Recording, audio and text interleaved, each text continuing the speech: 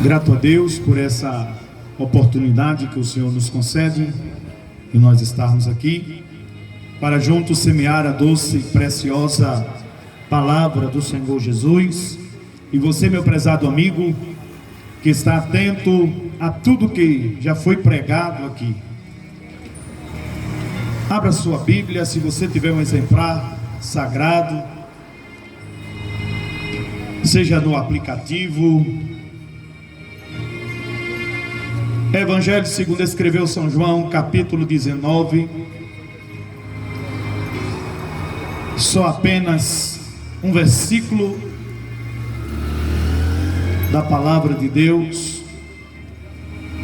São João, capítulo 19, versículo 30. A palavra de Deus diz assim: Então Jesus, quando tomou o vinagre, disse: está consumado. E inclinando a cabeça, entregou o Espírito. Nas horas que ainda nos resta, eu quero falar sobre o grito que mudou a história da humanidade. Não foi o grito da independência, quando Pedro Álvares Cabral chegou lá, que disse que tinha descobrido o Brasil. O grito dele não mudou nada. Colocaram ele na história, nós bem sabemos que não foi ele que descobriu o Brasil. Mas na Bíblia também houve um grito. E esse grito não foi um grito escandaloso, foi um grito que mudou a história da humanidade.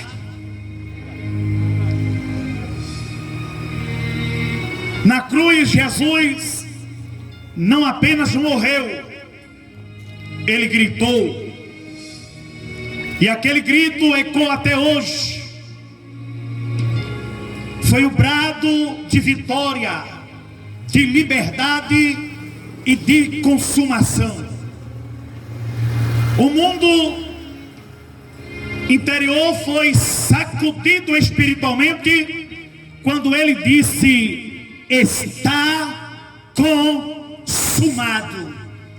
E este grito de Jesus foi dito na cruz do Calvário. Quando alguém interpretou e pensou que ele estava pedindo vinagre ou até mesmo água para beber. A independência espiritual da humanidade foi declarada ali. As correntes do pecado foram quebradas. E o preço da redenção foi totalmente pago. Aleluia. O maior ato de libertação da história não foi uma guerra entre nações, foi no madeiro entre os céus e a terra. Jesus está pendurado entre o céu e a terra, todo furado, chicoteado, esmagado com uma cana, moído pelos nossos pecados, seu semblante todo transfigurado.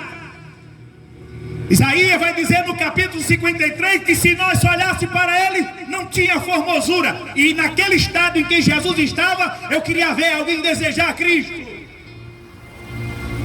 A coroa de espinho. Mas tem uma coisa: ele não morreu para ser rei, ele não nasceu para ser rei, ele já nasceu sendo rei dos judeus, porque foi colocado lá na placa lá. Por mais que o diabo tentou, fez de tudo, mas alguém escreveu lá, escreva aí, rei dos judeus, e colocaram em cima da cruz. Ele morreu sendo rei.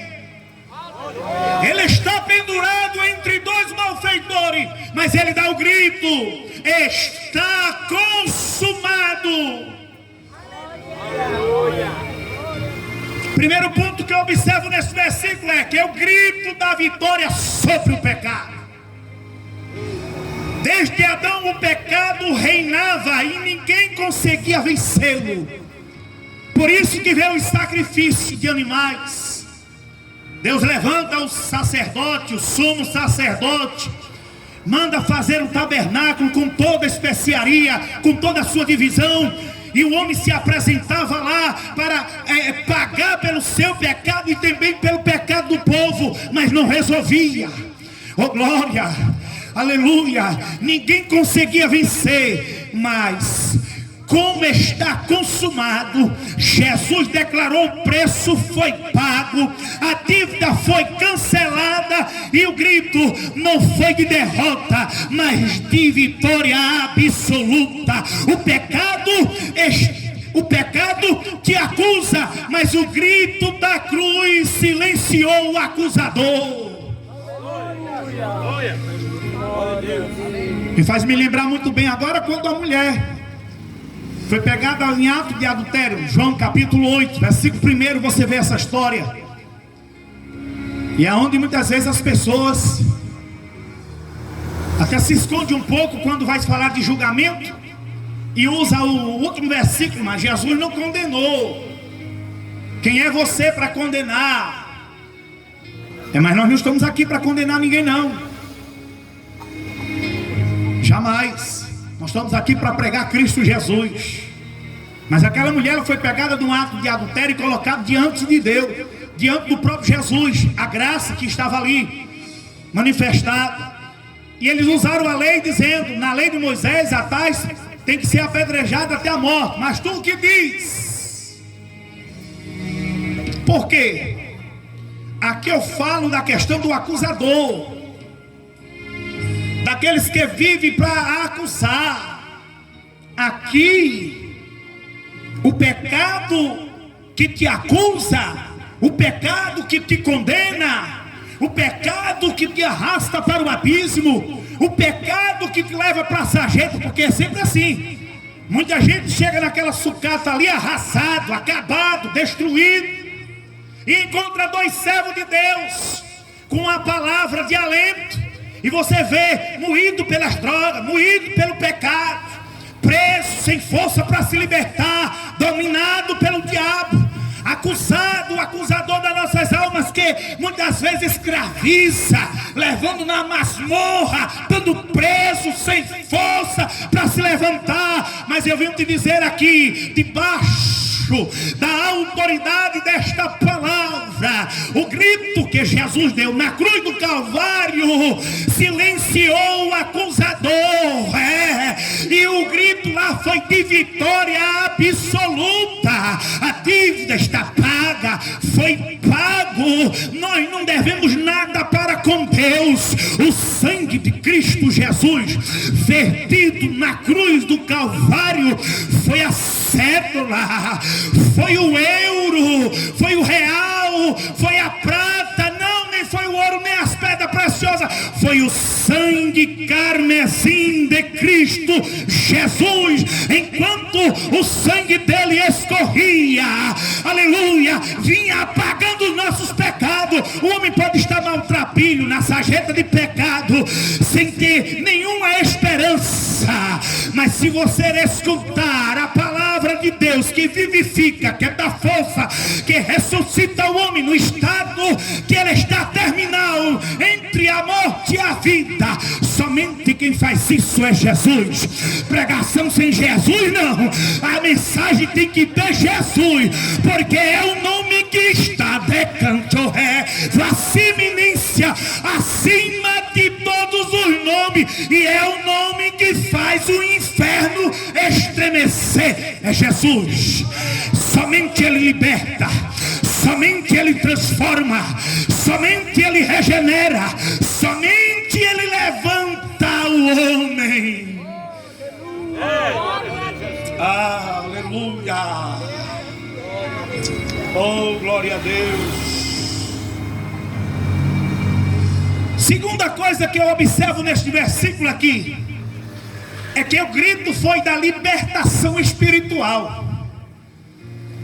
A lei exigia sangue, e o sangue perfeito foi derramado. o véu do templo se rasgou de alto a baixo, mostrando que o acesso a Deus estava aberto. Olha que coisa! Aquilo que somente um homem só podia entrar, e que ninguém mais podia ter acesso. Agora na cruz do Calvário, quando ele grita, que ele diz: está consumado, está concluído, Pai, a obra que me entregaste. Oh glória! Aí agora o véu que impedia das pessoas ter acesso foi rasgado de alto a baixo, agora dando acesso ao branco, ao pardo, ao negro, ao doutor, ao analfabeto, ao iletrado. Foi aberto, todos têm acesso, porque alguém gritou na cruz do Calvário. Oh, aleluia! Não precisamos mais de intermediário para chegar ao Pai. Não, eu não preciso. Eu não vou nem bater aqui, porque às vezes eu atento para os conselhos que sempre alguém tem me dado. Prega a Bíblia, porque tem alguém que tem uma intermediária aí, que para chegar ao Pai tem que primeiro passar por ela. Na minha Bíblia não tem isso, e não afirma isso. Como leitor que eu sou, para chegar ao Pai, disse a própria Bíblia, e foi Jesus que disse: eu sou o caminho, a verdade e a vida, e ninguém vem ao céu a não ser por Jesus. Quem intercede por nós é Jesus. Quem intercede por nós é o Espírito Santo. Não tem intermediário agora. O véu se rasgou, dando livre acesso para nós chegarmos no lugar santo do santo, abrir a nossa boca, dobrar os nossos joelhos, confessar que somos fracos, confessar que somos pecadores, confessar que dependemos da graça de Deus, confessar que a misericórdia de Deus é a causa de eu e você não ser exterminado. O véu rasgou para dizer: a porta está aberta, entre. Já foi dito aqui, a porta da graça está aberta, entre. O véu foi rasgado e está convidando você: venha, entre. Oh glória! A terceira coisa que eu observo aqui, meu prezado amigo, é que o grito da reconciliação com Deus. O homem estava separado de Deus, mas a cruz foi a ponte que ligou no abismo. Eu tenho um quadro em casa que, de vez em quando eu olho para ele, aí tem um abismo no meio. Esse abismo foi o pecado, que onde deu origem. Aí logo eu entendo pela Bíblia que para ter Jesus tem que entregar a vida para Ele. Esse negocinho de dizer que já tem Deus desde que nasceu é uma crença sua. Você crê desse jeito, mas a Bíblia não fala assim. Porque quem tem o Espírito Santo morando na casa, ele adorna a casa, pinta a casa, organiza a casa e mora na casa. Ninguém mora numa casa desorganizada, não. Se você convidar alguém para morar naquela sucata ali, vai ter alguém que vai morar, vai na condição em que ele está em pecado, na sarjeta, na condição, aí ele reconhece que merece ali. Mas uma pessoa em sã consciência, em lucidez, querendo algo como um apartamento, uma casa, jamais ele vai escolher querer morar perto ou até mesmo dentro de um chiqueiro de porco. A gente, meu prezado amigo, é forte essa colocação, mas é uma realidade. A gente sem Deus, afastado de Deus, a deriva no pecado, em intensas trevas, fazendo tudo que dá na teia, pecando, fazendo tudo que quer. Aí a gente diz: não, eu tenho Deus na vida e no meu coração, vivendo na prática do pecado. Não, meu prezado amigo, não é bem assim.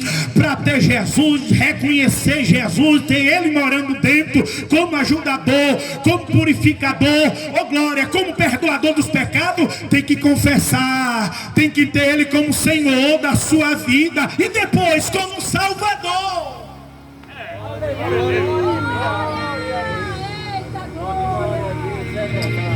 mas a cruz fez a ponte.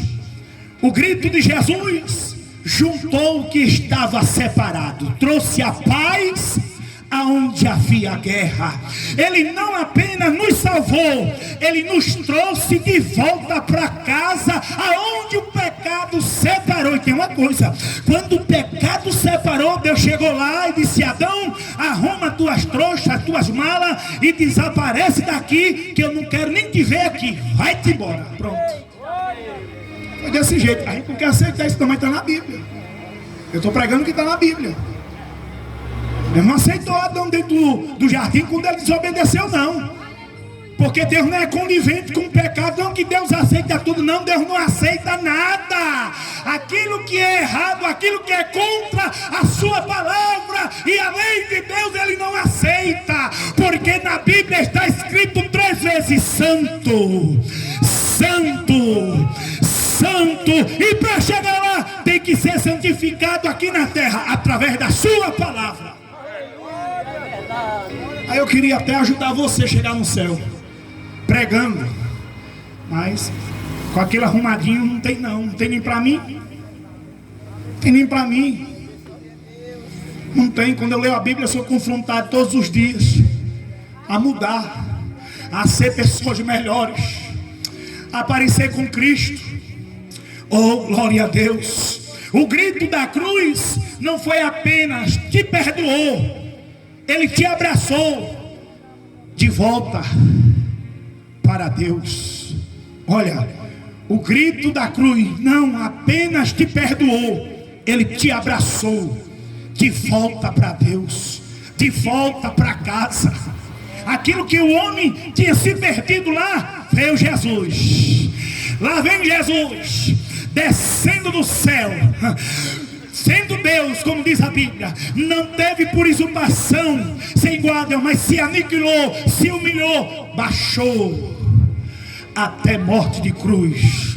Deixa eu finalizar aqui para você entender. O grito da esperança para o futuro. 4º lugar, o grito da esperança para o futuro.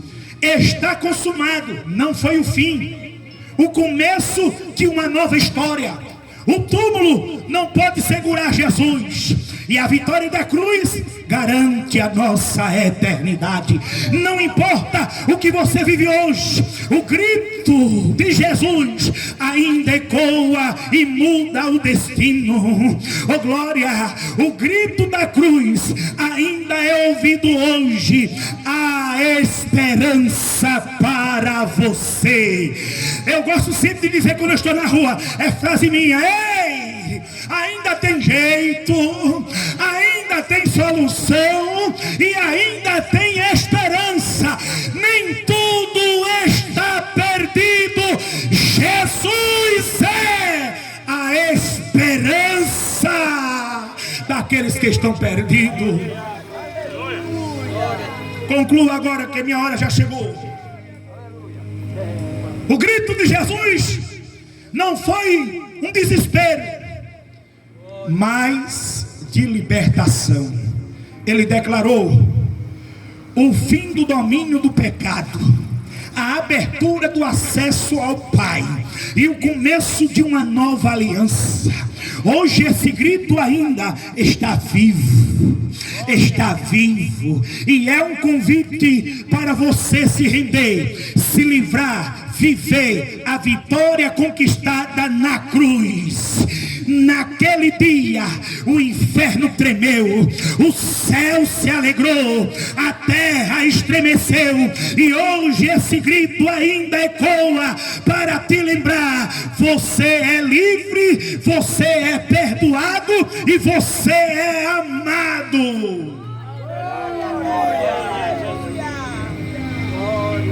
Ouvi um grito, mas não foi um grito de libertinagem.